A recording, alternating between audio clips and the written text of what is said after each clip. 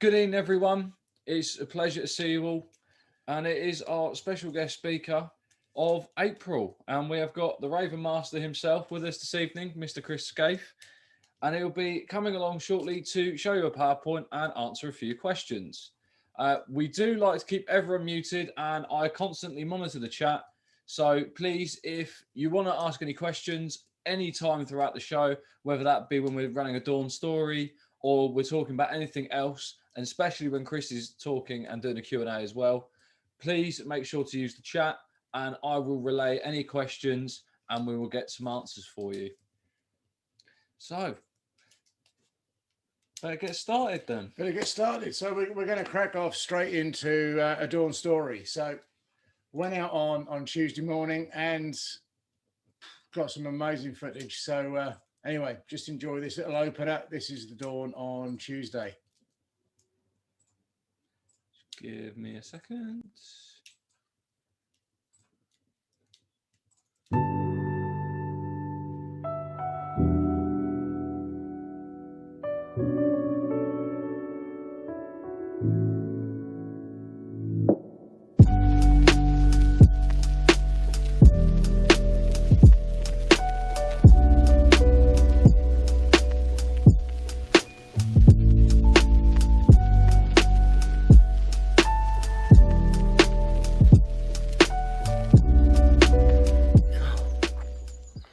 It's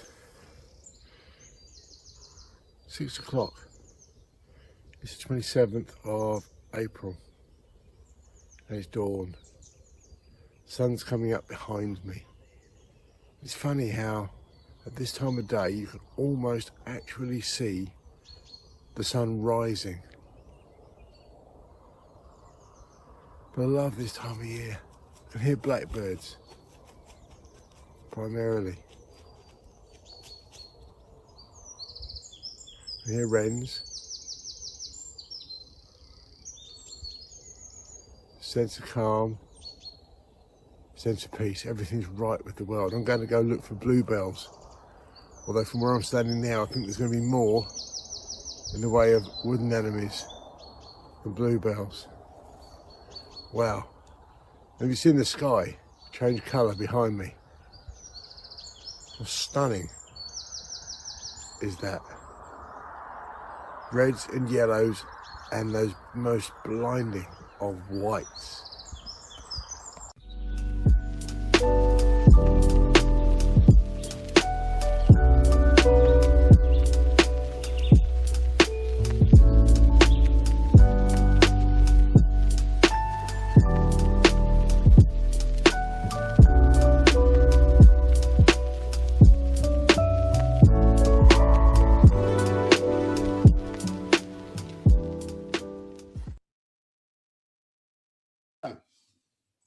Having started in a peaceful manner, we thought we'd just take a couple of moments to think about the difference between wanting and letting, because if you like, one of the benefits of, dare I say, getting a little older is enjoying the wait for things, enjoying things coming, and enjoying looking forward to things. Yeah, I'm going on holiday tomorrow, and it's been ages, but actually enjoying that journey.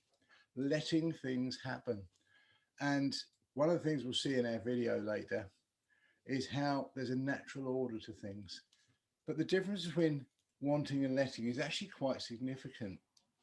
And until you think about it, it's not an easy distinguishing moment, because if you think about it, you might want to go to sleep, but you can't make it happen. You have to let it happen. Now, you can't force yourself to go to sleep. You might want to have a brilliant garden, which is what I do. You can plan a great garden, you can build stuff, you can put the plants in, but you have to let it happen. Just have that pace. And one of the things that, as I say, I find wonderful now is, as well as experiencing amazing things, and this world is amazing, but it's just enjoying the journey of waiting, letting things happen at their own pace, because we're not in control. We never have been, and we never will. The beginning and the end are definite. And on that note, we are in control of our phones. We are. Now, for all of our members and anyone that was here last week, we try to run some challenges here and there, and we try and just make them fairly straightforward, fairly easy, so everyone can follow and try and complete the challenge. Well, last week we set a challenge of spending or turning your phone off for an hour, not just on silent, completely off for an hour. And there was a lot of response in the Facebook group from our members about how they've all been getting on with turning their phones off. Now, it's a tricky time to work out when the right time to turn your phone off actually is. Now, for me, now the gyms are back open, I normally, between my sets, I'll be on my phone scrolling through social media, or I'll be writing a text or checking family groups and things like that. But what I've done this week is I've turned my phone off. So that hour I'm in the gym, as soon as I pull up in a car park, I turn my phone off and I'll leave it. And I've never been so productive in the gym ever. I've never had such good workouts because I'm not sitting there for 2 or 3 minutes in between my sets on my phone just scrolling through Facebook. I'm not sitting there for 2 or 3 minutes thinking, oh, what am I having for dinner now? I better find out. My mind is solely focused on what I'm doing at that moment. And that for me was being in the gym. And I felt the benefits of it seriously this last week of not having it on at all. If any of our members actually would like to put in the chat just a short snippet as to how they got on. But I have to admit, it's been great. I mean, I actually turned off all of the notifications for all social media and emails last Christmas. And that's been, it's just, I haven't got this thing continually dragging at my attention the whole time. So that's been really, really cool. When I've actually been in the office, in the studio and designing, I've been turning that off, turning off all the emails on the computer as well. And it's been really, really refreshing. So, and I know we've had 1 or 2 comments, haven't we? One of our members said that they turned the phone off for a whole hour. And then when they turned it off back on again, there was so many messages and emails. It took them nearly 3 hours to get rid of it all. So maybe that one wasn't quite so good, but we know one lady made some Ladybird bag. Ladybird bag, yeah. Ladybird bags, and there was it Ladybird, all those 18 ladybirds, wasn't it? Yeah, they've all been sewn onto the bag. Yeah, absolutely fantastic.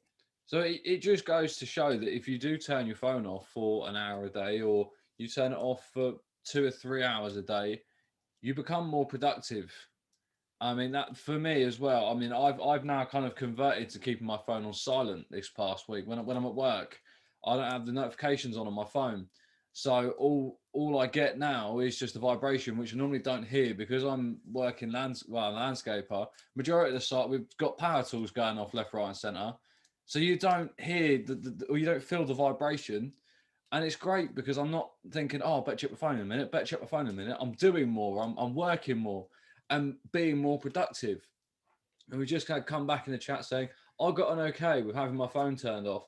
But the challenge is I use it for my business and it's my only phone access. I chose to accept it. If anyone called, they could leave a message. Yeah, absolutely. I mean, it kind of makes you wonder, how do we ever manage to function without our smartphones? Because we did. Anyway. We did really well. Now, following on from that, each week, I have all notifications off for social media, text messages, etc., all the time anyway, so I never really get distracted by them. Gosh, one step ahead of us. Definitely. One step ahead. Absolutely. Well, not only do we try and set challenges through each week, or maybe there'll be fortnightly challenges, we also, each week during the show, we'll do a plant animal of the week. We've done, so far, we've had blackthorn. We have had, what else have we had? We've had bees. That was great fun trying to get footage of a bee. We did. We trying to run around a garden with a camera following a bee for the best part of a couple of hours was great fun. We did finally manage it. In fact, we've got a lady on tonight. She's a bit keen on bees. I actually had a chat with her yesterday. She's an author, and we're hoping she's going to come and talk to us when she has her next book out later in the year. But I actually showed her a little clip of the video that we had a little while ago, and it's a bit of an ode to Skimia. So that's really cool too. So Hi, hello to Jenny. We're glad to see you here. Bees, yeah, that bees was cool, wasn't it? It was good fun. Well, this week we've got our plant animal of the week being ancient woodland. As I alluded in the Dawn story, I went out to actually try and find some bluebells, and well, I did find some bluebells, but kind of got a bit preoccupied with the wooden enemies. So anyway, have a little look at this. We put this together, and I really hope you enjoy it, because I know I'm blowing my own trumpet, but I'm a bit pleased with this one. Mind you, I'm a bit pleased with most of them, to be fair, but anyway.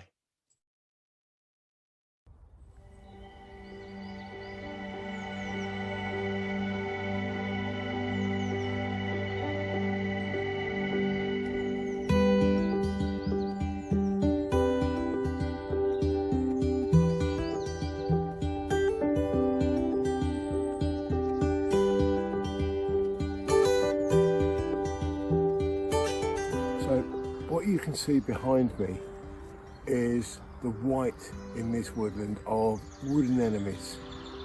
Now, wooden enemies are one of my favourite woodland plants. I love the way that before we get that really big thick blue of bluebells, we get this total whitewash of the woods of our country because of these wooden enemies. They have a beautiful white flower. We'll have a closer look in a minute. But one of the things that is just so awesomely cool about them is they're actually a member of the buttercup family. So whereas the buttercups we know and love are yellow, these are white. They have a beautiful flower. They have a really unique kind of leaf. But they tell us again, warmer weather's coming because they paint the woods white just before the bluebells come through and paint it blue. And I love to see the floor of our woods change from kind of green to white to blue. They're also a really good indicator that we're looking at an ancient woodland, because they're pretty rubbish at populating new areas by themselves. It takes them a long time to get established. So when you see that beautiful white carpet of wooden enemies, just celebrate the fact that you're in somewhere that's ancient and has been this way for at least a couple of hundred years, if not more, because that's one of the classifications that we have for knowing we're in an ancient woodland. So, wooden enemies, fantastic white carpet, and ancient. Ancient, pretty cool, I think, anyway. There you go. So, if you look at the flower, you can see those white petals. And it does look every inch the white buttercup. It's got that structure. But if you then look at all the leaves, they've got that really kind of broken pattern to them. You're really kind of like someone's taken a bigger leaf almost and cut it up. And they are most delicate and most ornate. But they're absolutely fantastic when you just look at the swathe of white that they produce right the way across the whole of the woodland. Absolutely glorious.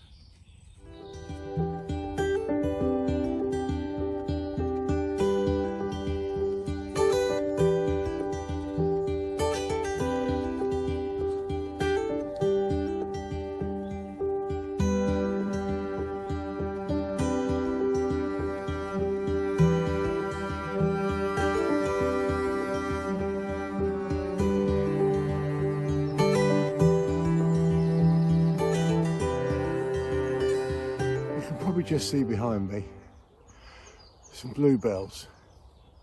I'd actually come out this morning in search of bluebells, and like everything this year, it's a bit early, or maybe we should say they're a little bit late.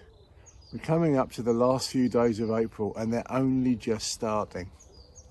So we're going to have to show you that bluebell wash another time. But whilst we're here, we just need to take a moment, because bluebells in this country are different to the bluebells anywhere else, especially those here in Kent. And there's a real reason for that, because you'll have heard you might have seen on signs about the Wield of Kent. Now the Wield is a shortened phrase of the word Wealden, which comes from the Wealden Dome. Now, thousands of years ago, there was this big, huge dome stretching from what's now known as London all the way south down to what was known as Paris. And it was this big dome of chalk. And then as we moved away from that large chunk of land we now call Pangaea, and we left this big landmass and became what we now call the UK, Great Britain, and that isolated us. And you'll have seen the edge of the cliffs around Dover, and there's matching cliffs on the other side in France. And as the sea came through, that isolated every single thing that was on our island. And that meant as we changed, or as plants and animals evolved, our bluebells became different to all the bluebells in Europe.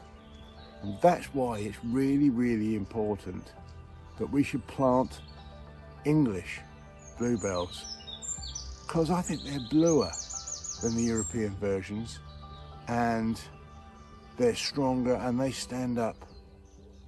And that's why, quite possibly, they are the most English of flowers, because no one's got them quite like we have. How cool is that?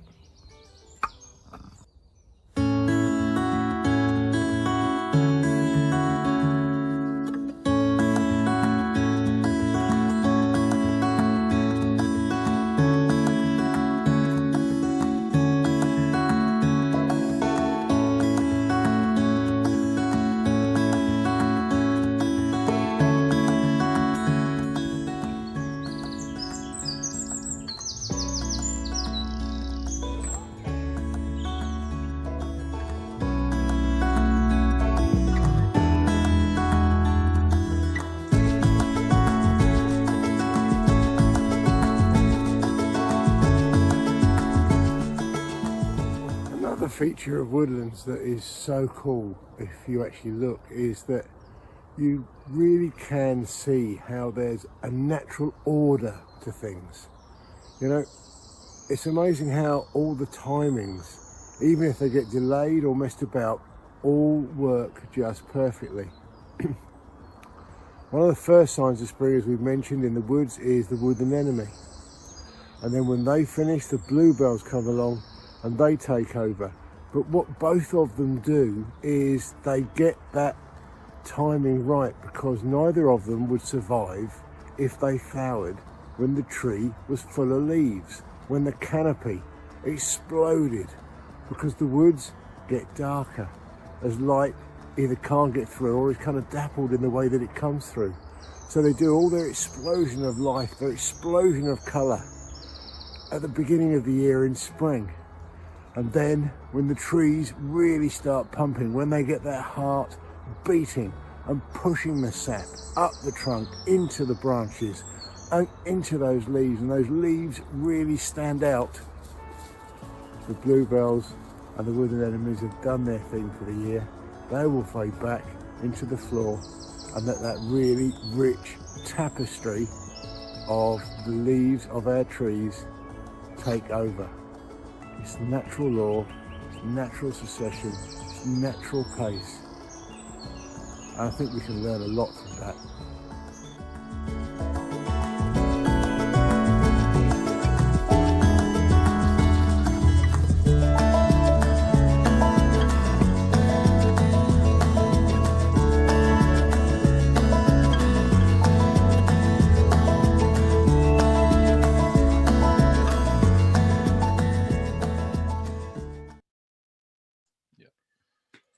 Well, ancient woodland. So it's nice to know when there's a covering of wood anemones that the woods we're in are likely to be ancient. And if they're ancient, that means they have been that way for at least 200 years. And it's just amazing to kind of be in a place that's got that amount of history, that's got that amount of, you know, you can almost feel it in woodlands. I mean, I didn't manage to get a good one, but half the time when I'm in the woods, if anyone's around, they tend to get pictures of me hugging trees. I am a tree hugger and proud because they do have a heartbeat and you can feel it. But it is just one of those humbling places to just connect and be calm and be peaceful and let a disconnected world fade away, absolutely fade away. So Well, I might be right in thinking, but doesn't that woodland also seem to have a Roman road that there is runs up the side yes, as well? So it's that ancient, and it's got a Saxon hedgerow, I believe, as well. Saxon hedgerow to one side. There's a Roman road. Then there's even one or two bits of Roman brickwork, we believe, in that Roman road. So certainly other indicators of history, which is really really cool. There's been a few things coming back in the chat. Oh, So I have a few English bluebells in my garden that I planted last year. Before that, I didn't realise. Uh, Before that, I didn't realise they were different to continental bluebells. they are, and I mean, again, didn't really mention it in the video, but there's very few other places in the world that actually get that really rich blanket of bluebells the way that we do. So just celebrate them. I mean, not that I wish to say, we're better than anyone else, but our bluebells are. Well, if we win the Six Nations, then we might be able to say we're better than everyone else. Yeah, yeah. You never know. Indeed. There's also been a few people come back saying they're tree huggers too. Yes, tree hugging is all right. I mean, when we go out on our events, actually we've got some announcements about events later. We one of the things I always say to people, you don't actually have to hug the trees. It's not vital, but we do ask people to touch them because if five senses experiences, it's amazing when people actually touch trees and you watch their faces because they never seem to feel the way that they expect, which is a little different. But anyway, it's also worth noting with the bluebells. If you might remember, I think it was three weeks ago, was it 4 weeks? We actually filmed some bluebells in our garden that had come up, but obviously they were super enthusiastic because they came, did their thing and went, and the rest of them hadn't even thought about it. Yeah, it was 3 weeks ago. Yeah. Damn, that feels very long ago now. God. Now, I've got a slightly tenuous link here. What is this tenuous link? I was reading, all right? I was reading the Kent Wildlife Trust magazine because we get that because we support the Kent Wildlife Trust. We're corporate members, and we get the magazine. And there's a project to reintroduce choughs to Dover Cliffs, which of course would be pretty awesome. But see, now choughs are crows. Yeah, we got a bit of an expert on crows here with us tonight, I believe. And choughs are also crows. They're kind of crow-sized crows, but they've got red feet and a red beak. Apparently, legend has it, as I understand it, maybe Chris will put us right if I'm wrong. The reason they've got red feet, according to legend, is because they walked in Thomas à Becket's blood after he was murdered. And ever since, they stopped being crows and they started being choughs, and they've got red feet. Now, that's a little interesting, isn't it? Didn't know that till today, but it would be fantastic to have them back on the cliffs at Dover. That would be absolutely awesome. Well, following on from that, we do have Chris with us tonight, and we'll bring him on the screen in a second. We just would like to kindly remind you as well, when we're doing the Q&A, and if you do have any questions for Chris, please use the chat and don't unmute yourself. We'll keep on top of the chat, and we will relay as many questions as we possibly can to get them answered for you. So what we'll probably do, any that we don't manage to get to, if time does run out completely, and we are going to run over tonight, there's no apologies about it, it's going to happen, so just bear with us. What we'll do is we'll get them across to Chris if we haven't got time, and we'll make sure that they go into the Simple Life Circle Facebook page, okay, so that they're there for anybody who wants them. I'm sure that Chris will be more than happy to help us out with this. We haven't asked him, but we're kind of asking him now. Put him under pressure. Yes, he's still here. I can see that, so that's good. And we'll go that way. But I think without any further ado, we should release our celebrity. This is a gentleman who's been on TV. He's an author. In fact, I've got a copy of Chris's book right here, and do you know what? It's awesome. It's a really, really cool piece of prose. And I know because I've read his book, he's got some fantastic stories to tell us. So without any further ado, let us pass over to Chris. Big rousing round of applause from everybody. And Welcome to Chris to the Simple Life Circle. We are so chuffed you're here. Chris, if I could just kindly ask you to unmute your second device. This was the technical issues we were having earlier. If you could unmute your second device, and I will set up your first device so everyone can see you. Right. How's that worked? There we Hang go. on. Brilliant. Are we there? Can you hear me? We Yes. can. You are currently a little bit frozen, but we are working. Yeah. Is it there? Good start. There's an earthquake happening somewhere around here. No, I'll keep that still for you. Yes. Okay. Now, have you got shorts on under that, Chris? Wouldn't you like to know? Right. Well, thank you very much for inviting me on tonight, folks. It's fantastic. I am a Kentish boy. I do come from Dover. I'm a Dovorian. I have been away from Dover for many, many years, but my heart lays there. In fact, I don't live too far away from Dover now. In fact, I've gone to the seaside. But I'm talking tonight from my home in the Tower of London, because that is my home and that's where I live. So what I'm going to do, just before I start, actually, I just want to pick up on what Simon Ross was saying about social media. I have collectively now on social media just short of a million people, and so I'm a one-man person on it, and it keeps really, really busy. But I totally agree with having the ability in your mind to turn it off when you don't want to listen to it, because if you don't, it completely controls your life. So I really appreciate what you're saying there, guys, tonight about controlling social media, especially, and your phones. Anyway, enough about that. If you could put on the next slide, please. I feel like I'm down in the street. Next slide, please. No, the one after that, that'd be right. Yeah, that's it. Okay, so who am I? My name is Chris.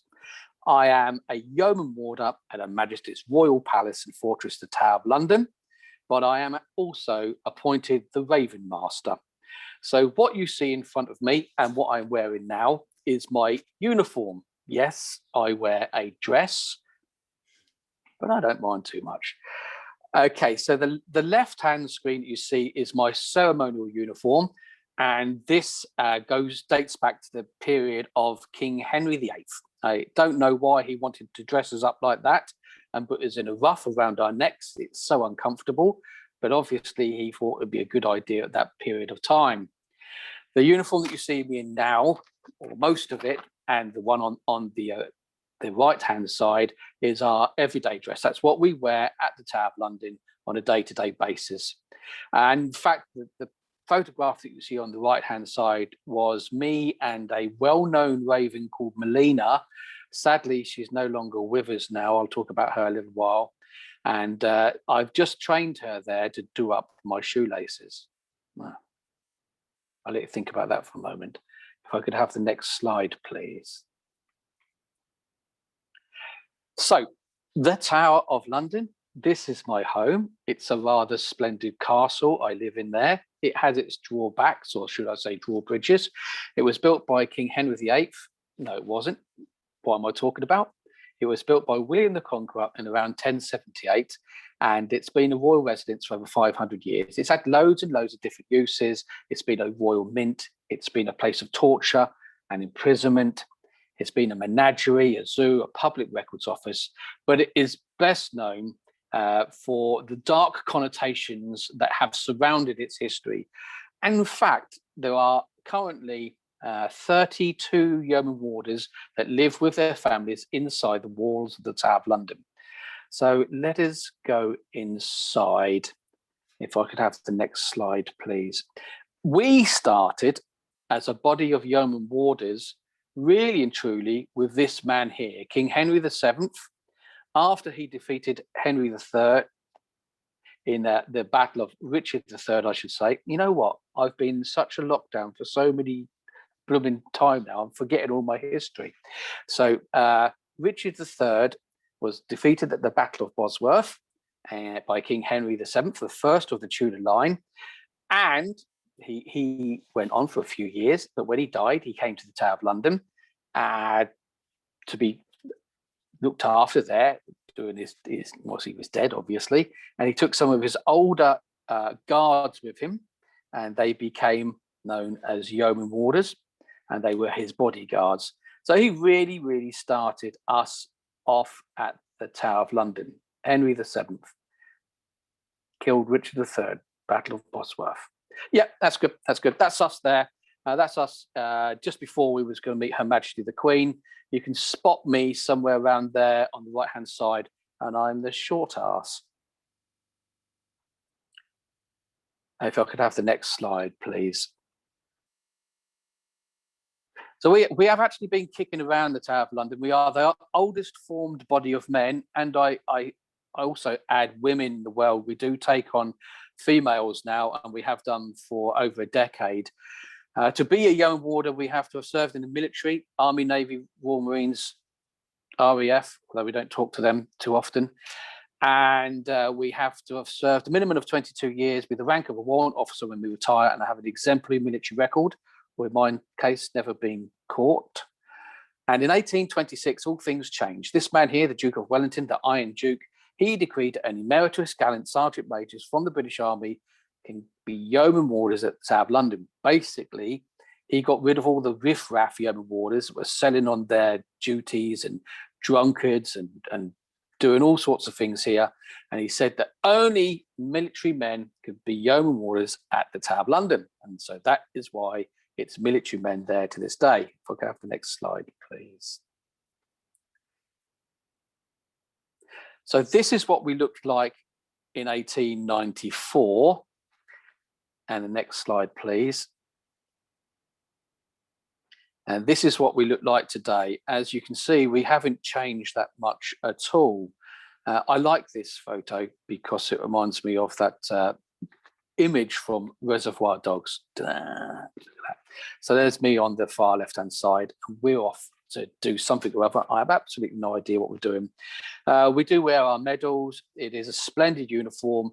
It weighs about 12.5 kilograms in weight, so it's quite heavy. It's got 72 meters of gold braid on it. Yes, I wear breeches and tights. Oh my goodness me, how uncomfortable are tights. But they're yeoman water tights, and they're itchy, to say the least. If I could have the next slide, please. I am talking a little bit about the job because I just want you to get a feel of what we do here at the Tower of London before I start talking about the passion, the love of my life, and that, of course, is the Ravens. So in this photograph, you can see us guarding Her Majesty the Queen. She's in the front vehicle there. That's us guarding the Queen, and that's me kind of somewhere at the back on the right-hand side, the short one. You can spot me there. So one of our jobs is security at the Tower of London, guarding royal families and looking after them. Yeah, you can put that one on side, and that's fine. Yeah, flick it over. Of course, I did come from a military background. I served for 25 years in the military before becoming a yeoman warder. I was lucky enough to get accepted into the body of yeoman warders straight after coming out of the military. Gillian might well remember me as a young lad there. So that was the first photograph I was ever taken as a soldier. I was 16-year-old, just come straight out of Astor school, straight into, I wanted to be a soldier. The Falklands War had just finished, and I just wanted to fire a gun, really. So I joined the infantry for my sins, and there I am there. My first leave, I think it was. I think I'm sporting a black eye there. We had a bit of a fight down the town. But anyway, during my military career, I became a drum major, responsible for a lot of the ceremonial work that you see around to this day, marching with the corps drums and all the bands and stuff like that. You see a man out there in front with a stick. That was one of my jobs. But I was also an infantry soldier too, and I spent many, many years, in fact, most of my life, on medium machine guns. So I'm as deaf as a post. And the last picture you see is the actual last picture that was taken of me before I left the military. So from the first picture to the last picture, look what the bugger's done to me. They destroyed me, haven't they? I was once a young, handsome, I think, bloke. Anyway, if you could just put the next slide up, please. It's enough of looking at myself. But this is my love, and I've been looking after the Ravens at the Tower of London for near on 16 years now, 11 years of which I've been the Ravenmaster. This is an early picture of me taken. Actually, I'm not even wearing my badge in this photograph. It's such an early picture. And one of my Ravens there, who became quite a celebrity, and it is still quite a celebrity, I should say, on social media. Sadly, she passed away just before Christmas, but I'll explain a little bit more in that detail. Let's talk about Ravens, the love of my life. If you'd like to put the next slide on, please, for us. Okay, distinguished from all the rest of the Yeoman Warders, I get to wear a badge. It's a badge of office. I wear it on my right sleeve. In fact, it's just see it just there if you're looking at the screen. It's got the head of Bran. In mythology, Bran was a warrior king. And it's coming out of a crown, which symbolises the royal family, because the Ravens belong to Her Majesty the Queen, although she doesn't look after them very well because she gets me to do them. And the laurel leaf represents authority, although I do say authority comes from the Ravens and not myself. So they're the ones that rule the roost here at the Tower of London, not me. I just pick up the poo and stuff like that. If you'd like to put on the next slide, please. There's one of our Ravens there in front. It's a bit of an iconic picture of the tower behind, with all the stories it has involved with it, and the infamousy of the tower and who it was built by William the Conqueror, and one of our resident Ravens. There is, of course, a legend: should the Ravens leave the Tower of London, it will crumble to dust and a great harm will befall the kingdom. You can imagine I've had quite a busy job over the last year. And, well, we've managed it, just about. We've managed it, haven't we? So there's 6 Ravens by royal decree. King Charles II was restored to the throne of England, and he came to see some works taking place at the Tower of London. The royal astronomer at the time, a man by the name of John Flamsteed, had a telescope on top of the White Tower. The Ravens up there were roosting around the turrets. He complained to the king when he came to see some works taking place that the Ravens were interfering with his calculations. He then said, "Can I get rid of these Ravens?" And the king said, of course you can, until someone turned around and said, "Scaife, if you get rid of the Ravens, the Tower of London will crumble to dust and a great harm will befall your kingdom." So the king decided to keep 6 Ravens by royal decree. I've never seen a royal decree, never likely to see a royal decree. Do we have 6 Ravens at the Tower of London? No, actually I have 8 at the moment. So I have a couple spare, because I'm not quite sure what's going on with the country at the moment. If I could have the next slide, please. So where did the legend come from? Where did the myths and the legends of the Ravens of the Tower of London come from? I mean, they must have come from somewhere. And during the research of the book, I'd done about 4 or 5 years of research, bit of a Raven spotter, to be honest with you, looking at the history of the Ravens. And I concluded, actually, that the legend of the Ravens dates back a massive amount of time to this picture that you see on the left-hand side, which is a little girl called Prue. She's in the picture. She's grabbing hold of that Yeoman Warder's leg, as you can see. And he's looking down, and he's looking at 2 Ravens. And in fact, this picture appeared in a magazine called the London Magazine, or London Pride at the time. And it shows distinctly 2 Ravens hopping around inside the Tower of London. In fact, you can see wrote on the wall behind the Beauchamp Tower, which is one of the towers that we have here in the Tower of London. And little Prue writes a little poem to her parents saying that she was a bit scared about these Ravens that were kicking around. And so this dates to, in fact, 1883, which would make it a kind of a mid-Victorian type legend. There was no historical evidence, data, that there were Ravens at the tower before that time. Okay, I haven't found any, or I'm doing some research at the moment. I might have, but that hasn't come out yet, so don't tell anybody. Right, the picture that you see on the right-hand side is a typical example of an Edwardian picture. In front of the Chapel Royal St. Peter ad Vincula is a site. It was marked around about 1860 as the site of the scaffold where people were executed. 3 Queens of England were executed there: Queen Anne Boleyn, Queen Catherine Howard, Lady Jane Grey, to mention a few others. A private scaffold site. So there's this scaffold site, and as visitors were starting to come into the Tower of London more and more and more during the Victorian period, it was the job of the responsibility, in fact, of the yeoman warders, us, the guardians, to earn a little bit of extra money and take these Victorians, Edwardians on tours. And of course, like all good yeoman warders, we didn't get paid much from the army. We had very little pensions. So you can imagine actually a yeoman warder standing at the front entrance of the Tower of London, leaning on a stick, an old boy, an old military man, great big beard, big portly belly. We haven't changed that much, to be honest with you. And he'd gather up a group of people around him and he'd say, who wants to come and find out about the Tower of London? And they'd all nod and go, yeah. He'd say, right, I need a shilling from you. So he'd take a shilling from you, stick it in his pocket, and then he'd hobble off in the direction of the tower. Come on, follow me. And they'd get down to an area of Traitor's Gate where the infamously Queen Anne Boleyn, Queen Catherine Howard came through this gate on their way to execution. And he'd stand there and say, right, have you enjoyed my story so far? And they'd say, yeah, yeah. So if you want any more, I need another penny from you. So he'd take another penny and stick it in his pockets. Of course, as he got round the tower, the stories got bigger and bigger and bigger. A bit like sitting around a campfire thousands of years ago with the village elder talking to the young children around him. The stories are passed down from generation to generation. Anyway, this young warder would get to this scaffold site, just a kind of a few cobbles on the floor, a brass plaque put in there by Queen Victoria because she wanted to commemorate those who'd lost their lives there. And it didn't look very nice at all, and so he wanted to make some more money. So what they thought was, let's get some ravens. They're quite gothic looking, aren't they? They're associated with all things doom and death, and we'll trim up their flight feathers and sit them around the execution site and say, right, here we are, the site of execution. The bloodiest, goriest stories are yet to be told.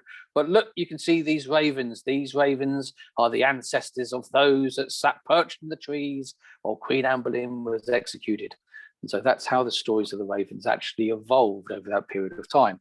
Right, next slide, please. And this is a typical example of a group of ravens in around that execution site to this day. It's the modern site there. There's a glass pillow there now, which kind of represents those who lost their lives there.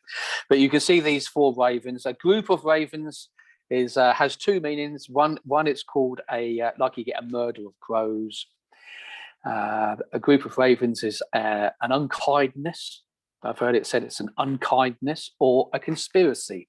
But if you look at these ravens here, you can definitely tell that they're planning to steal the crown jewels. So I prefer using a conspiracy of ravens. So I could have the next slide, please. So the ravens stay in the Tower of London. Currently, we have 8. We may get some more. Watch this space. But I had this enclosure, and I call it enclosure. It's not an aviary or it's not a cage or anything like that. It's an enclosure. So it's to keep them safe at night time, because at night times we have predators that come into the Tower of London in the form of foxes.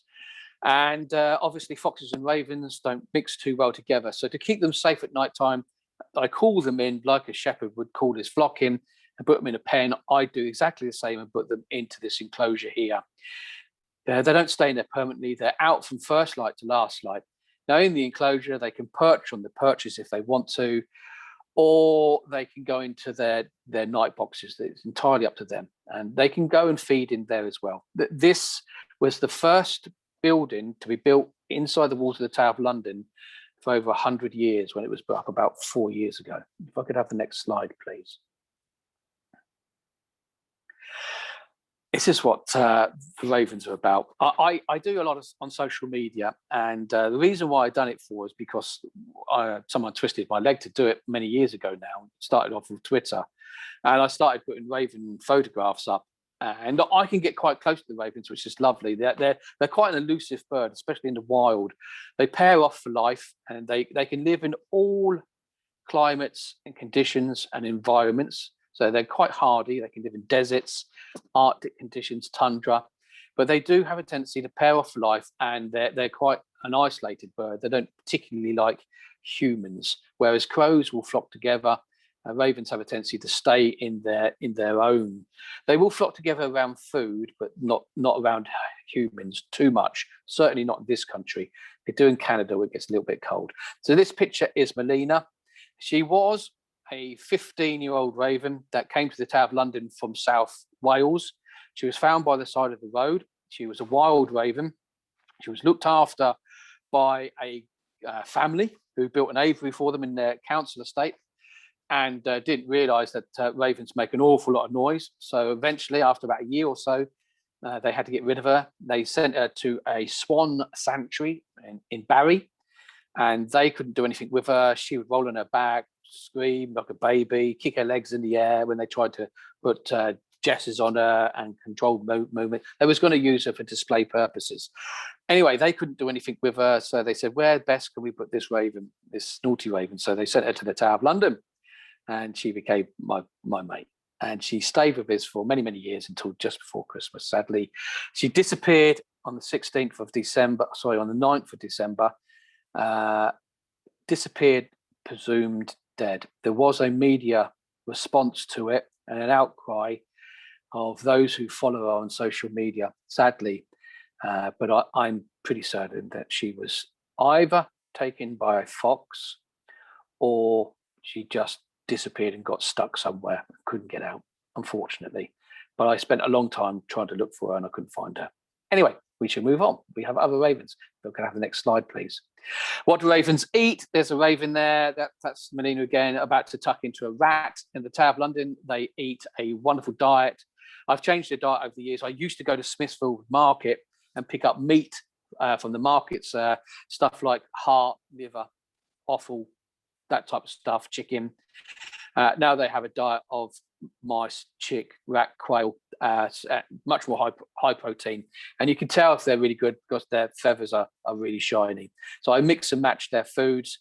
That's about to tuck into a rat there. I hope no one's squeamish on here because I'm about to show you another picture. If you put it on forward, stay there. And there's one of our ravens tucking into a nice heart. They do like to eat children too. But sadly, I did get a photograph of a child being eaten. Next photograph, please. I do give them treats every so often, boiled eggs, biscuits soaked in blood.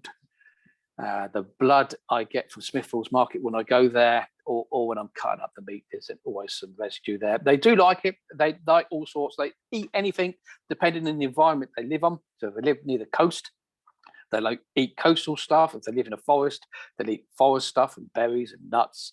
If they live in the tundras, they'll wait until a wolf has killed something and then go and tuck into a nice meal there. So they adapt to their environment very, very well.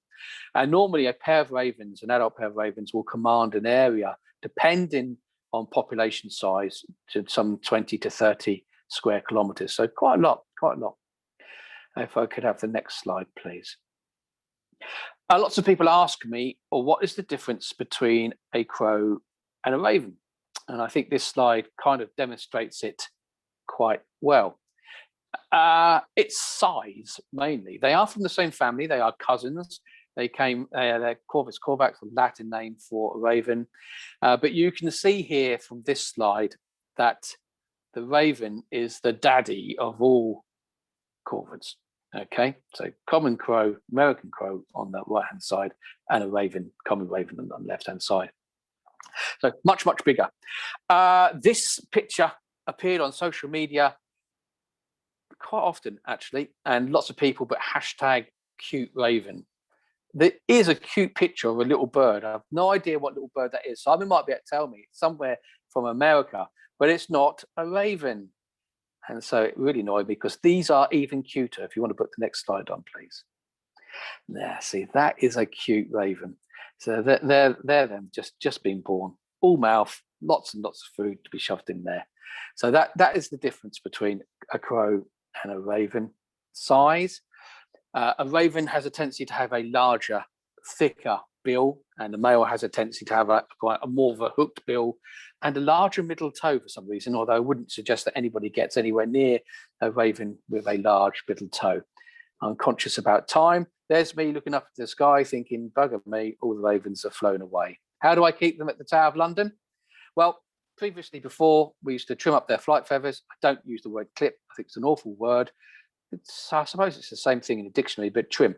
And we would trim them down, they'd unbalance them in flight, and they would stay on the ground. Obviously, we want the visitors to see the ravens, and we don't want them to fly away.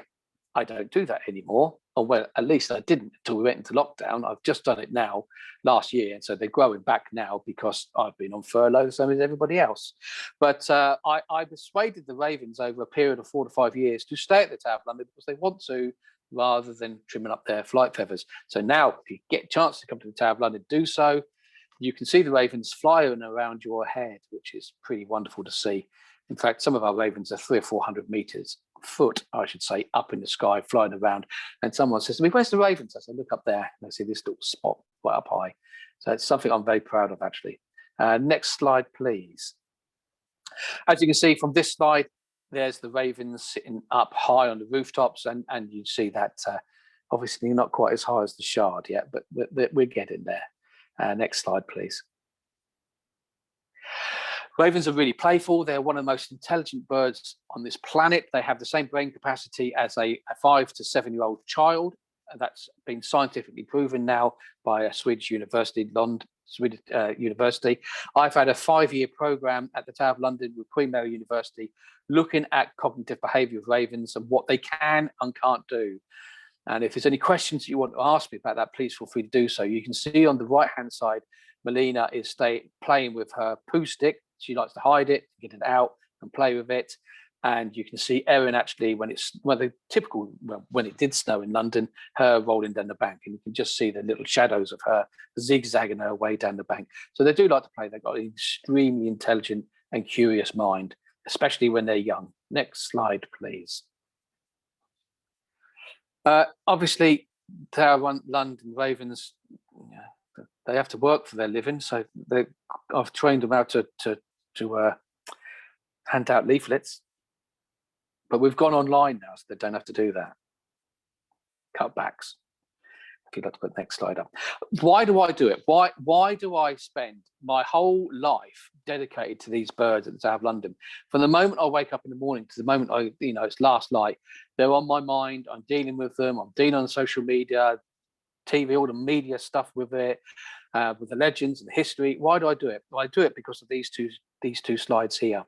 It's because I love the fact that these children here will see the ravens and they'll hopefully have a kindred spirit with them. And then when they go back home, they're not going to chase around a pigeon or throw a stone at a cat or ignore the seagull that's trying to steal their sandwich. They're going to interact with the environment and nature around them.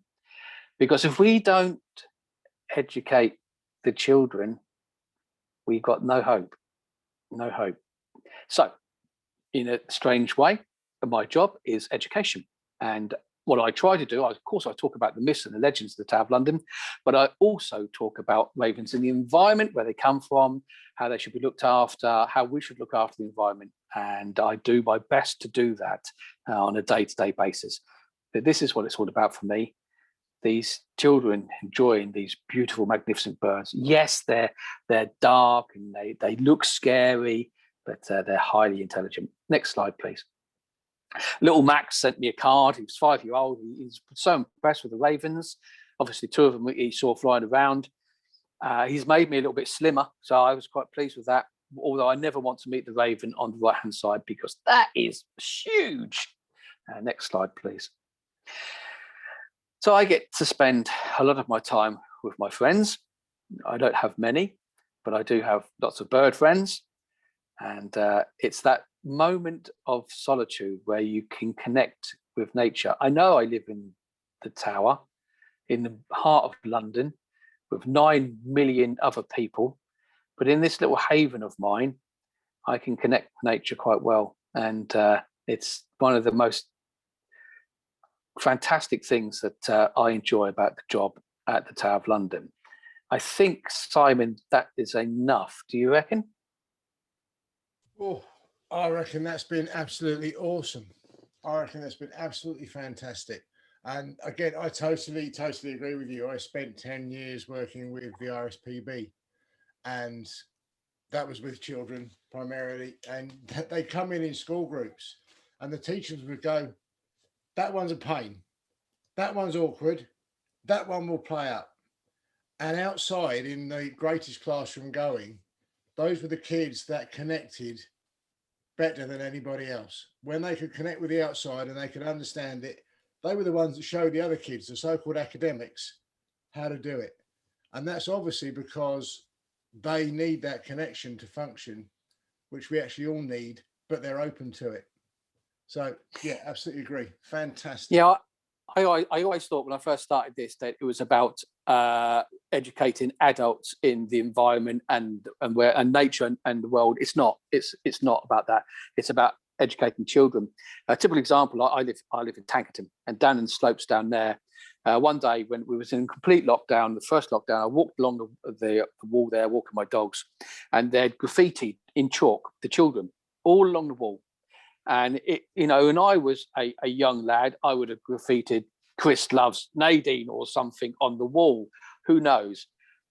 But when I walked along there, it was love nature, protect the wildlife, and so the attitudes of these children were completely and utterly changed. And it was a hope for me, being a nature lover. That's the one of the main reasons that I do this is to try and bring my age group involved with nature, with the countryside, and just appreciating everything that is on all of our back doorsteps. And in fact, even you're in the middle of London and you spend every day outside working with ravens. And I talk to all my friends and I say, look, how often do you get to go outside? How often do you actually appreciate what is on your doorstep? And then when I told them about the show, they turn around and go, no, I'm not interested. It's not my thing. And then I ask them questions and think, well, when we were 13, 14, what did we do? We went out into the woods. We'd play. We went up the fields. We'd go out, we'd play football up at the local cricket club on the ground. They'd left an area so we could all go play football and things like that. I think a lot of people don't realise the fact of a lot of people still need their eyes open to what is actually going on all around us all of the time. Yeah, we've lost that ability to connect with nature, and we do need to bring it back. So one of the things that I've done last year and we're setting up again this year, we do what's called 5 senses experiences. And we actually take people outside and we get them to look and really look and listen, even if it's a playground a mile away. And we do touch trees and smell the air. We tend to do taste at lunchtime because I don't really want anybody to eat anything that they shouldn't do. But it's funny because we always say to them at the beginning, we're going to do a 10-minute challenge at the end. And they go, 10-minute challenge? Yeah. You're going to do nothing, no smartphone. You're just going to spend 10 minutes quietly in the countryside. And you can see fear in their faces. And then at the end of the day, we do it and we say, what was the best part of the day? And they go, that 10-minute challenge was fantastic. Because they've actually got in a situation where they're using their senses and connecting. And hopefully we're planting a seed. Hopefully. Yeah. We must have some questions here, I would have thought. We do. We have quite a few. So, first question. How have the Ravens got on during lockdown? Have you still been able to let them out every day? That's a really good question, actually. Quite a difficult one to ask. Ravens tolerate humans for one reason and one reason only, that's food. So when the public were in, as you can imagine, the Ravens got quite a lot of food. Some of it's not always good, but the majority of the time, the Ravens will pick out the ham from a sandwich or eat what they want and leave the rest. And so they missed that. And so they did head towards some of the residents' homes to try and find more. Although I feed them well, it was just in their nature. Have they missed humans? No, I don't think so. I don't think they've missed us. I think they're quite happy in their own territories. They're very territorial, kind of hopping around the tower. They don't care whether we're here or not, unless we've got something that we can give them. That's what ravens are like. We open up on the 19th of May. I do have to keep an eye on one or two of the ravens that we have because they can be a little bit naughty. But I can kind of keep an eye on what they're doing and how they're interacting with the public. We do have raven bites. We do have ravens that do bite people, but it's normally a small child where mum and dad have pushed the child to get a selfie with it and gone into the raven space. And it's just like a warning peck, but we have it. It's quite funny, actually, because when that happens, normally the mum or dad will come run into a young ward and say, "Oh, my little Johnny's been bit by a raven." And we go, "It's okay, madam. We'll sort it out." And then we get on our radio, go, "All stations to London, there's been a raven bite." But we wear earpieces, and what you can't hear is everybody in the earpiece and laughing. So, but no, we do take it seriously. Yeah. So the answer to the question is no, they don't really care. Next question is, do you keep all the babies, and what age do ravens live to? Okay. Right, we started previously before I took over as Ravenmaster. Many of the ravens came from donations to the Tower of London. So that's ravens that had been found by farmers, gamekeepers, or landowners that had found the ravens and looked after them, didn't know what to do with them, either gave them to zoos, wildlife centres, or the Tower of London. I stopped that completely and utterly. We go by the laws of the country, the Wildlife Act 1981. And so what happened then is that I would not take any wild ravens. In fact, Molina was the last wild raven that we took into the Tower of London. Now they are born in captivity for educational display purposes. And so that reduced our pool of ravens in the country down to very, very few indeed. So we had to think of what we could do to continue on with the ravens for the future of the Tower of London. They're not going to go anywhere. I would like all ravens to be, and all animals to be free, flying around, doing what they do. But us as humans won't allow that to happen at the moment. So, and I use the ravens as an educational tool to talk about the environment and ravens in the environment. So for the sake of having 6 or 7 ravens at the Tower of London, I think it's okay to do that. What do I do with the babies? Right, I've had 3 years now of a breeding program at the Tower of London. We've got 2 ravens in the moat. They're in a large aviary there. They're not on the establishment of the Tower's ravens, but they are my breeding pair. We've had successfully 2 breeding sessions now. One had 4, one had 3. What I would say was watch this space for any more. But we do keep some, and some of them go to friends of mine who look after them. The next question, does every pair have babies, and how do you name the ravens? Really good question. Not everybody, none of the ravens in the inner, what I call the inner ward, the inner circuit, have go through the mating process. One of the reasons being ravens are really love the isolation. Once they go into nesting season, they protect their nest to the death. They will. The male gets particularly aggressive, and so with the amount of people that we have walking around the Tower of London when it is open, they go through a process of perhaps putting some sticks around and trying to build a nest, but they just don't. So I've never in my time seen a raven even get anywhere close to breeding. So we thought when we got the breeding pair, and I was lucky enough to get a pair of proper legal breeding ravens, would they actually breed at the Tower of London? So I had to find a separate area in the tower away from the public to allow them to do that. And actually, I didn't think I'd be successful the first year because I thought it would take about a year for them to settle in. We moved the whole enclosure that they was in previously to the Tower of London and set it up exactly as it was where they were actually in Guildford. And luckily enough, in the February, they started showing signs of breeding. Boom, happened first year round. So that was pretty cool. But this is the last breeding period now that we're having at the Tower of London, because I've got enough established ravens in and around the country being looked after by friends and colleagues of mine to be able to keep the ravens, to keep the tower and ravens, unless we have a catastrophe for the next 30 or 40 years. Now, next question. When Molina died, did her mate pine for her? No. simple. Apart from me, I did, because I was bonded to her. She was my partner, and so that was really difficult. And somebody just actually done a collage painting. I get lots of artwork sent to me, and they sent me a wonderful picture the other day, actually, of this collage of her in it. She did have a partner. She had Jubilee. He was her partner, but they'd only been together for about 6 or 7 months. They kept on getting together and splitting up and getting together. There's a bit of an on-off relationship with them, but he didn't pine for her. He looked a bit lost. He still looks a bit lost, but ravens in the wild, when one of their partner dies, they will go and find and attract another partner very, very quickly. And it's all to do with dominance. They are very dominant. You know, if a dominant pair of ravens in the wild loses its partner, the other one will go and find another raven very, very quickly indeed. And so they don't hang around for long.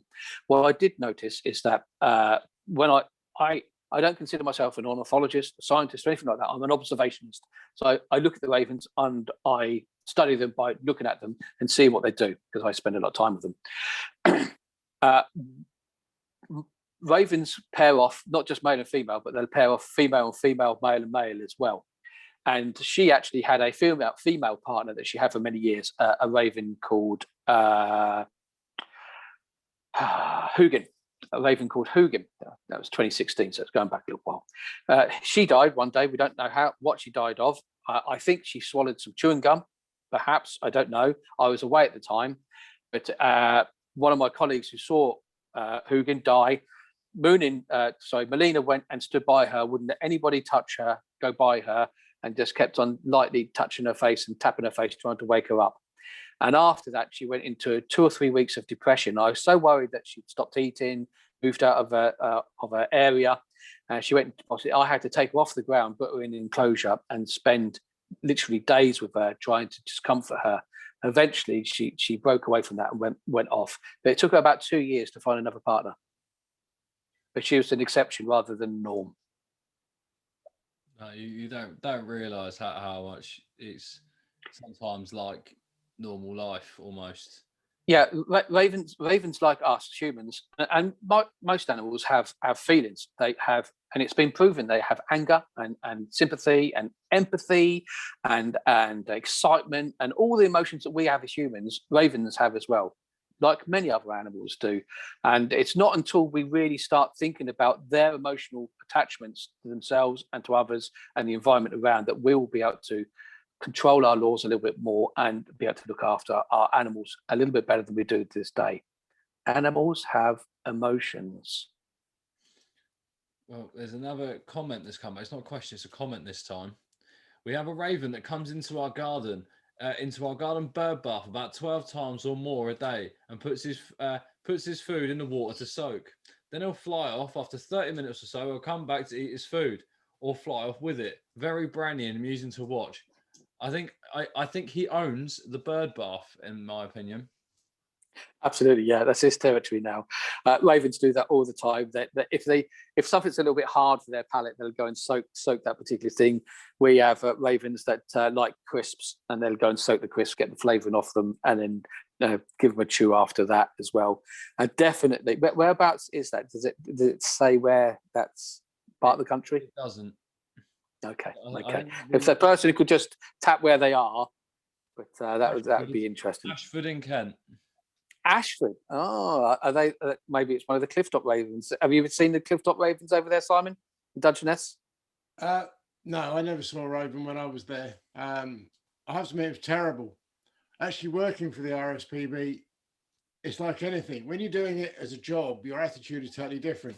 Even when we had the purple herons, and we had 1 or 2 other specialities, got to the end of the day and I went home, which is terrible. But because I really love them, but I'm not even aware of any ravens when I was there.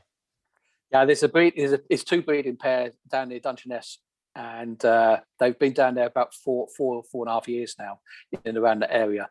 But it's not common knowledge.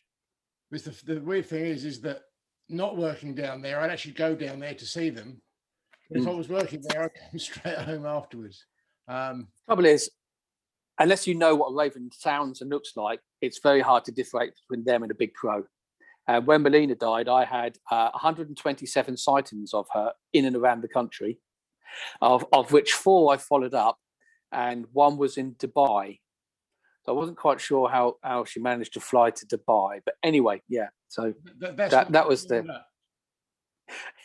I wanted to go there, but sadly we couldn't travel. Of course. Now, I'd actually like to know, how do you train a raven? Is it similar to training a dog, or is it completely different? Yeah, it's ravens up until they stay in immaturity until they're about 2 to 3 years old. So the way to tell a raven, when you see the Game of Thrones ravens flying around, if you look carefully and pause it, you can look inside their mouths and you can see they're quite pink inside. Ravens are really easy to train through repetitive training up until they're about 2 to 3 year old. After that, the majority of ravens won't learn much else. There are a couple of ravens that will. The ravens, like humans, have different forms of intelligence levels. Some are not so bright as others, and unfortunately, it's the males that don't seem to be as bright as the females. But I don't know what's going on there. I can't imagine what's going on. I can't imagine at all. No idea where this information's come Don't from. know. Yeah. I bet it's my wife. I bet it's my wife. It's a total lie, but it's true. Yeah, absolutely. And so I've always found that the females have been easier to train than the males. The males, once they get to adult, are full of testosterone and just want to be boisterous and fight. But so to train a raven, you can. I don't ever expect anybody to have them as pets.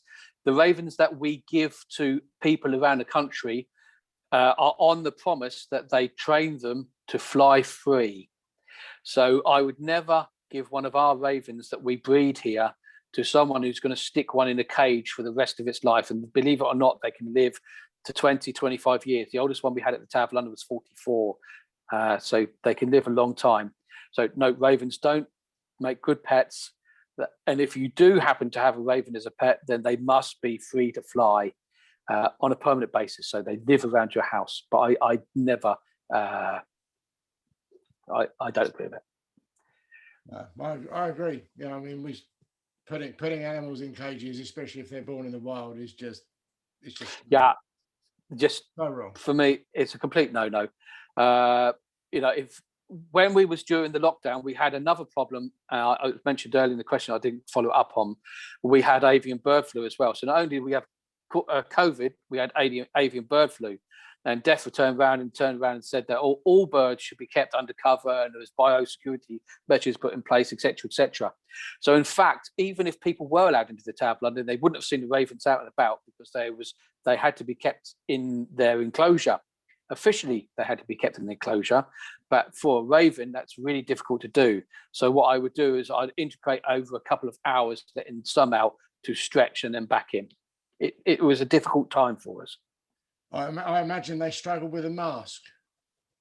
They do, yeah. There's that beak just gets in the way. So have we got anything more there, Ross? We have got one last question. The last question. Dun, dun, dun. Do you know how many ravens exist in the world? In the world? Wow. The RSPB say that there's officially about 12,500 breeding pairs in the UK. I could probably think it's probably more than that now.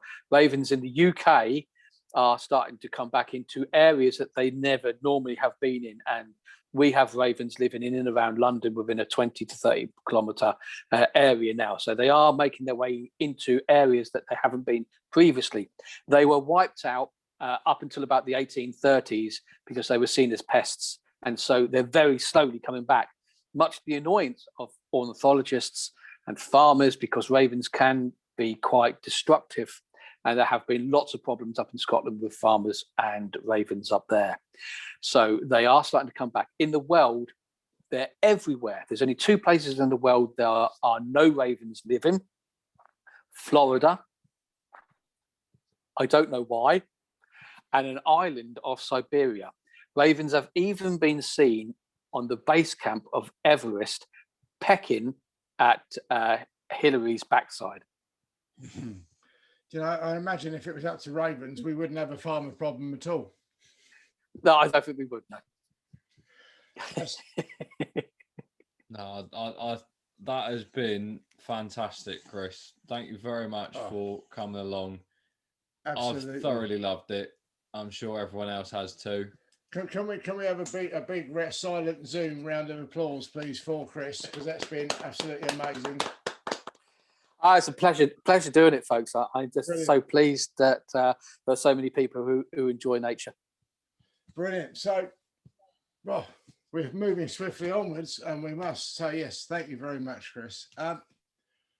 We are a membership site, and so we're just going to quickly run through what involved being a member is, because it takes a lot of time to put these shows on, and basically, if we can, more members we get, the more time and effort we can put into producing these shows and make them as high quality as we possibly can. And anyone who's been here from the beginning knows, I think, that we've come quite a long way. So, for as a member, there's three basic levels. There's the basic membership, which is you get the 4 shows, you get access to the 4 shows after they've been on, and you get to be a member of the private Facebook group, and that's a tenner a month, just a tenner a month. In fact, if any of these are of interest, Ross is going to put the link in the chat. And you also get, on that basic membership, you get this book, which is called The 5 Senses. It's about experiencing our reality and using our senses to properly engage and properly connect. If you'd like to be a bit more involved than that, then we have our associate membership, which is £15. As an associate member, obviously you get the shows, you get the Facebook group. You also get 10% reduction off anything in our shop. Now, you'll probably notice that tonight, for the first time, we're modeling Simple Life Circle t-shirts. They will be available. We have got beanies. The hats, we just changed our manufacturer. They are available. There are nest boxes, amongst other things, various bits and pieces. DIY bird boxes, hedgehog boxes, bat boxes, blue tip boxes. Indeed, you get 10% off all of those as an associate member, and you also get 2 books. As well as getting the 5 senses, you get the 4 keys, and we'll send that one across to you. That's £15 a month, and you get to come to one event completely free. You will need to buy some food, but one event completely free. But if you really want to buy in and become a full member, that would be absolutely amazing. Again, that's the 4 shows, the private Facebook group, the 3 books. You also will get a copy of the 3-year pond. I'm in that one. It's a good one. I'm in that one. Dedication to him. I'm in it.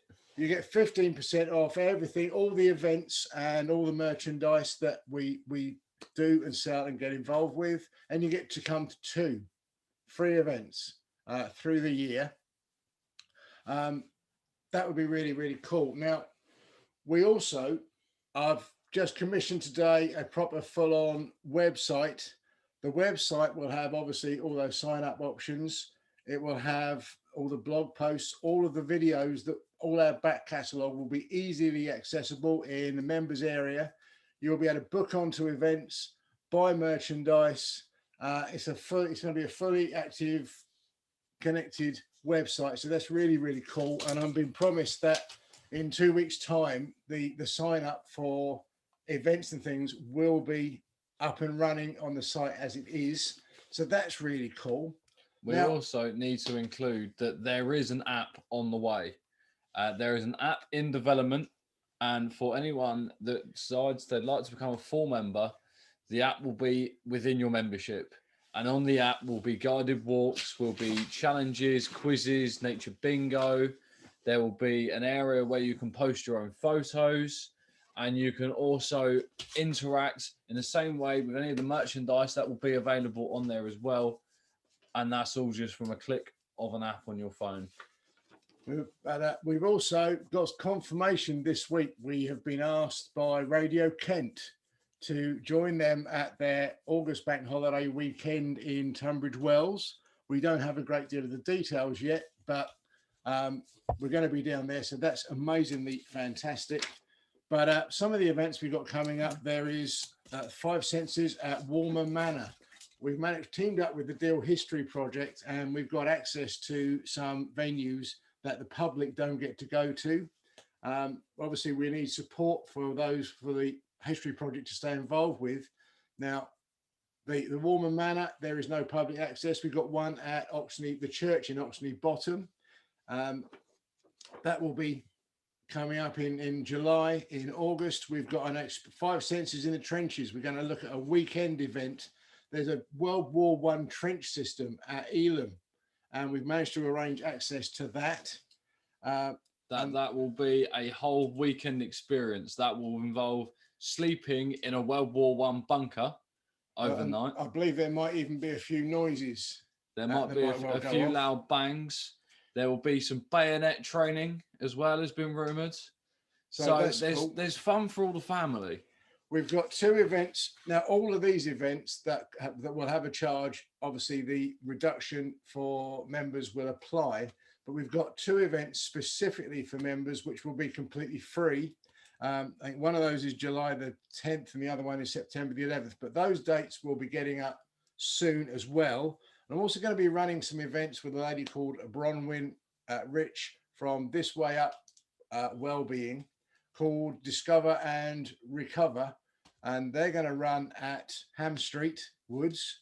So we've got a lot of things that are coming up. So if any of those membership options appeal, so the link is in the chat, and we'd love you to come on this journey with us, because it's been a great ride so far.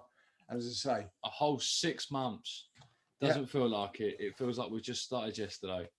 So yeah, it's just we love you to come on that journey with us. Anyway, so that's membership. Well, we need to talk about books as well, because I believe Chris has got his own book. If you would like to kindly model it, and if you'd like to support Chris, I'm sure he would definitely appreciate if you could buy his book.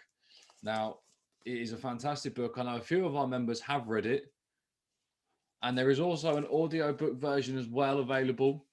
So if you don't particularly want to sit down with the book, you can play it in the car on your way to work, on your commute. But if you would like to support Chris, I'm sure it would be great. If you're not a great fan for reading, it has got pictures in it as well. So there are various Raven pictures. It's brilliant. It's absolutely fantastic. I've read it. I love it. Couldn't put it down. In fact, it's one of those. My wife said, "Hey, this is Chris's book. You've got to read it." And I'm like, "I've already got 2 on the go." But it was worth having a 3rd on, because it was absolutely superb, and can't recommend it enough. So if you want to support Chris, the book is called, I believe it's just The Ravenmaster. And I'm sure it is available in all stores, Amazon. I'm pretty sure it's available from Chris direct. If you ask him, he'll probably sign it. I'm sure there might be a few signed books if we ask Chris nicely.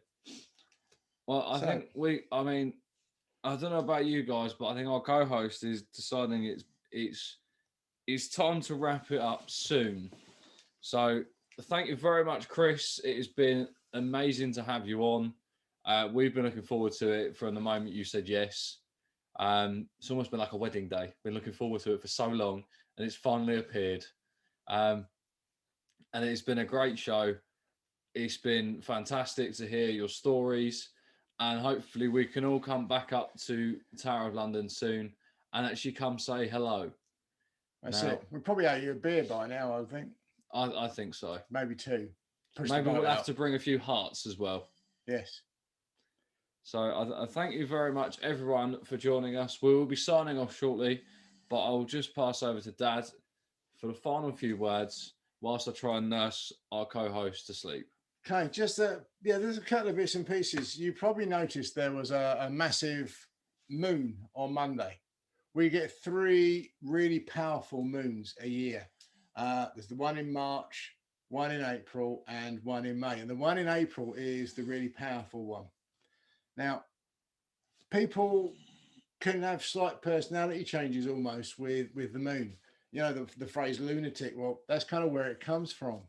And there's 2 ways of looking at that. One is the kind of basic scientific physics version, which will talk to you about gravity and the pull on the Earth, and where it keeps our orbit stable. And we know what it does to tides, and we're kind of 70% water. So there's that effect it can have on you. And sometimes it can people will have difficulty sleeping and things like that. But there's an energy source to it as well, in the fact that because those moons are so much bigger is because the moon's that much closer to the Earth. And when it's a full moon, what we're actually seeing is there's not light coming from the moon, it's the light from the sun reflecting off the moon. And as we know, light is energy, and there's heat that comes from that light as well. So what we're actually experiencing is an extra dose of sunshine when our bodies are not used to it or expecting it or experiencing it as part of our cycle. So it is, and those people, if you like, who like to think, or maybe are more tuned to it, can find that they are much more kind of alive and much more awake and much more full of energy. And maybe it's our responsibility to actually channel that in a really positive fashion. But one of the things I would just like to, it's funny, it was called the pink moon, and it wasn't pink. I mean, I have to admit, I didn't see it late on Monday night, but when I got up at silly o'clock on Tuesday, and it was sitting just out of our landing window, just above the roofs, and it was very white. I reckon it was pink because of flax seed used to get into the air. But I rather like the North American Indians used to call it the moon of red grass appearing, because they had a proper name for all of those phases of the moon that were related to something that happened inland, in the land, and the land, which was countryside. So that was the full moon, and I'm not going to go into it big time, but this weekend is Beltane. Our members will know we've talked about the Wheel of the Year on several occasions, but Beltane is, if you like, where life really kicks into force. Traditionally, it's where the cattle would have been released. It's where people would have gone with fire around the borders of their parish, around the area, and the use of fire, dance with fire, to celebrate with fire, to jump through fire. Fire and Beltane are kind of synonymous, that word together. It's a time when people would have gone out into the countryside to consummate their relationship in whatever manner that they would like to do it. Now, I'm not suggesting that you go and do that, but you might at Beltane on Saturday stop, light a candle, just celebrate that we exist, celebrate our life, celebrate the amazing, amazing gift that we experience for however long we have it, and just enjoy and experience and celebrate the majesty of the world that we are lucky enough to live on for a short period. Thank you very much indeed. Next week, we're going to be broadcasting from the Lake District. How cool is that? See you then. See you all next week. Thanks, everyone, and cheers, Chris. That was brilliant. Barbecue round ours in the summer with you and the wife.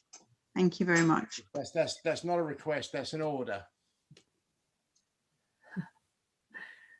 Thank you, Simon, Ross, Chris, everybody. It's been a great evening. Thank you. Thank you.